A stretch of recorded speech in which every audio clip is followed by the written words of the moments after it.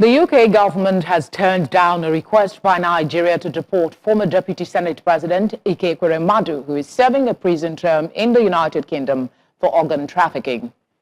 Ekweremadu, who is 63, was jailed for 9 years and 8 months in 2023 after a court found him, his wife Beatrice, and the medical doctor Obinna Obeta guilty of conspiring to exploit a young Nigerian man for his kidney.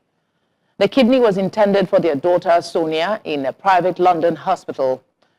A Ministry of Justice source said that the request was rejected over concerns that Nigeria could not guarantee Ekweremadu would continue serving his sentence after return. Adeniyi Kunnu is an international journalist and policy analyst. He joins me now to discuss the move by the Nigerian government and the said rejection from the UK government.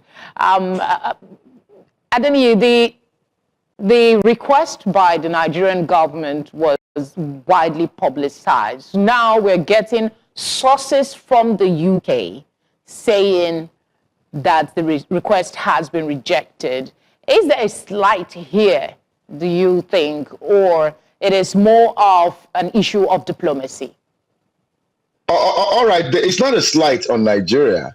Nobody should feel slighted. It's just that we have not demonstrated that we can keep to, proper ethical justice system application. And that's very, very obvious. So for Mr. Ekweremadu, perhaps some people are strategizing that if the UK allows him come into the country, perhaps they're going to exploit the law to grant him some kind of pardon so that he can participate in the 2027 election. When you're talking about politics of abracadabra, we have found out in certain quarters of the country that it happens. So for the UK would rather that they do not undermine the fact that what he did is a crime, even if Nigeria did not quite recognize that process and ensure that certain levels or certain steps are taken. So nobody should feel slighted. Okay, I take it you do not believe that it is merely discretion following careful assessment of whether it could be in the interest of justice to release the former lawmaker. It's more I wouldn't understand. Okay, but let's get it straight here. I'd appreciate if you de-emphasize the fact that he happens to be a former lawmaker. The emphasis, appropriately, Felicity, should be on the fact that a Nigerian committed a crime in the United Kingdom and it was sent to jail where it was supposed to serve over 9 years. So I think that when we put it within the framework of proper perspective, we'll not, knock ourselves over about a former lawmaker status. Perhaps it could be relevant because oftentimes in this country, there are certain exceptions that they give to people, even if they have occupied certain high offices. But my concern is that Nigeria's judicial system, if we do a recent historicity of the emanations from the court, have not been able to demonstrate that it is capable of following through with certain international agreements when it comes to judicial processes. So that's pretty much an assessment, a result by the United Kingdom.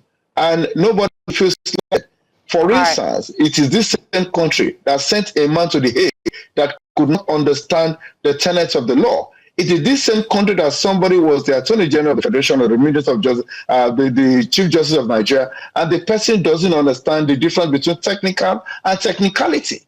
So we have not allowed the best of us to occupy the positions that the rest of us aspire to. And that is why we keep finding ourselves in this. It should have taken the UK no problem to say, go ahead and serve.